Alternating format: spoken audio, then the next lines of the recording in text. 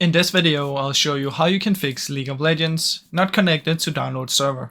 Now the first thing you want to try is delete some storage so you have enough storage on your PC. So just go to this PC, check if one of them doesn't have enough storage, and then go delete something from that.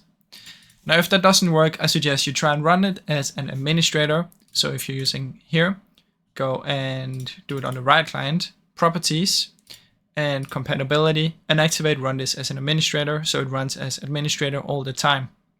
Now you should do it for the right client and for the League of Legends if possible. So just make sure you can also solo run it here, but I like having it on all the time. Now see if this fixes the issue. Otherwise, sometimes it's just an error with the update launcher. So you might just have to leave the launcher on for a few hours or even overnight, and then it will fix itself. So those are currently the ways that you can do it. You can also try reinstalling League if it still doesn't fix it.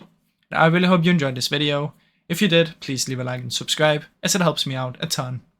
Thank you so much for watching.